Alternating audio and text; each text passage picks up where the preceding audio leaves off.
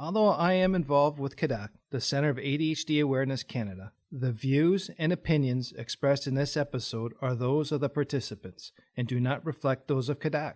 And now, cue the music.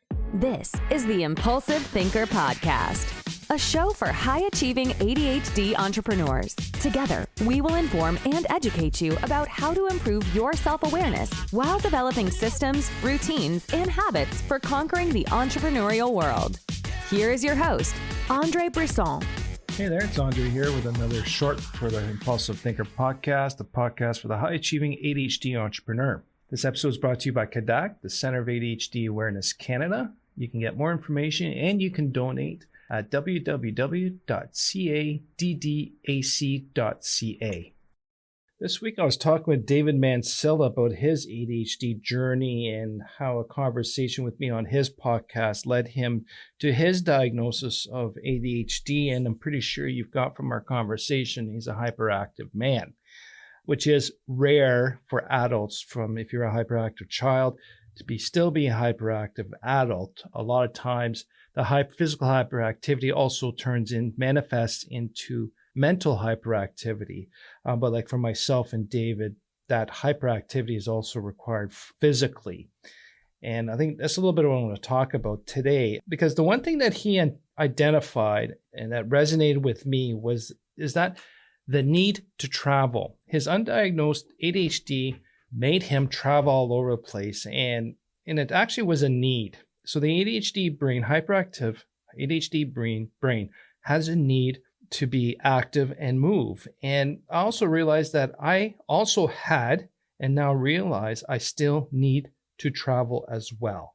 Just to recap, David was talking about how much he was traveling. He was never home. He was always on the move. And I was like that. I think for about 12 years of my career, if I was at home for a full week, that was very rare. I was always on the move, overnights. I was taking weeks, 2-3 week trips, business trips, just to keep moving. And it was kind of cool because it was inspections of mobile cranes and I was outside and always on the move.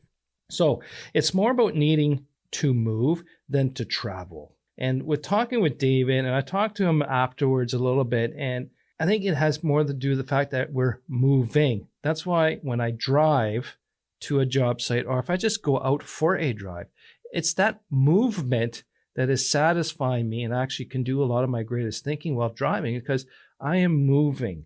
And traveling for work is movement. And hyperactivity has something to do with this. It's almost a way to settle our restlessness. And I think when I wrote this down, I was like, wow, it is true, restlessness. The longer I sit and do nothing, the more restless I get. And then boredom comes in and then my impulsivity takes over. But the restlessness has to be taken care of. If not, it comes in internally. So hyperactivity has something to do with this, the having the need to move. It's almost a way to settle restlessness and looking forward to where we are going. Okay. So I think for me to go somewhere is part of that interest and intrigue and challenge. What's going to happen next? If I'm going to the airport, who am I going to see? Are we going to be on time? Right. Then David said something that now made me say, hey, I need to think on this more. He said now he is doing travel fasting. In his context, he decided to do a travel fast because he had to be home to rebuild some relationships at home, personally, business-wise, with his staff and others. So he needed to stop and then also just to recollect. Because, if you've been diagnosed, you all recall the first few months, it's just this calm down. Oh, I got the diagnosis, what to do next, and just reassess everything. So for him to sit home and just do that travel fast helps him reassess all that. This made immediate sense to me. Okay. So like I said, he did it so that he can spend more time at home and consciously be present, but also present to think and reassess the undiagnosed life and all that. And I agree it is required for rest and also for family and relationship building. To be constantly gone all the time, it affects the relationships around us. Even though our brains are getting satisfied, that movement need is being satisfied. We have people around us that affects it by not being there. And I've seen that, I realize that, and I'm trying to do that. With that, we can have these travel fasts, but I think we also have to be careful on the length of the fast and the frequency. So I do intermittent fasting for controlling my diabetes. I can go a day. So I eat once a day. Sometimes I'll do a 2-day fast. But if I'm doing constantly a 2-day fast or a 3 or 4-day fast, that can have negative health effects on me. And I think this travel fast can also have the same type of thing. I think we have to watch on the frequency, the length, could be grouping.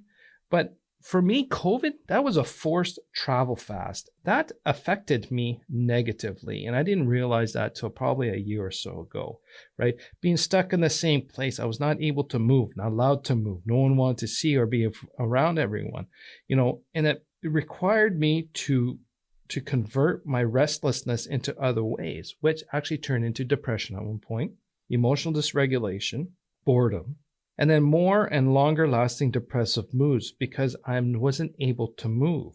And even though I was trying to walk every day and do some exercise, it still wasn't enough because I needed that movement from one place to another. Now, not just walk around my country block because I was coming back to the same place, but to somewhere else.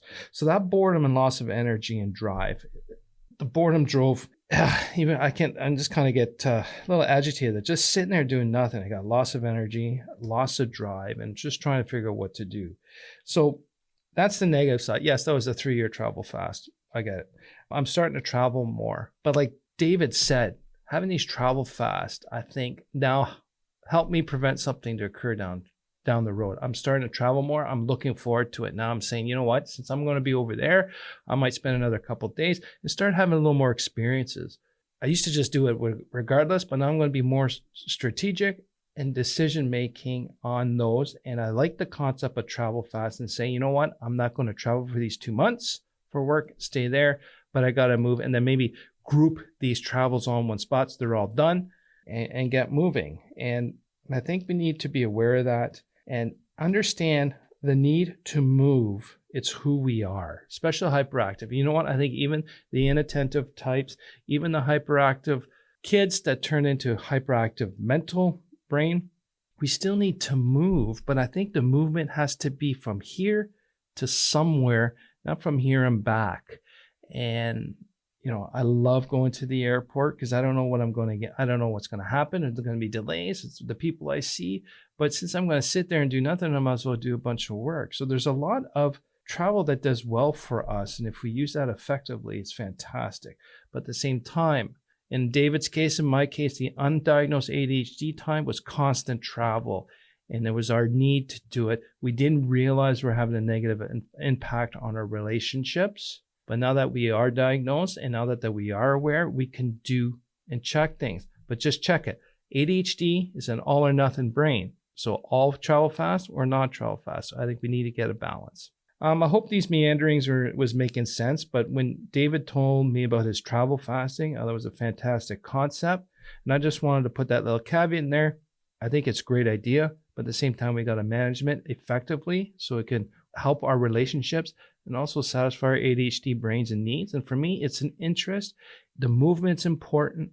It makes me feel free. So when I do get home and do my travel fast, I'll be more present and more pleasant to be around. Thanks again for listening.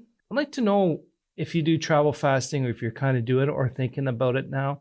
You can let me know and email me at andre@andreb.ca. It'll be greatly appreciated. Thank you. Thank you for listening to the Impulsive Thinker podcast.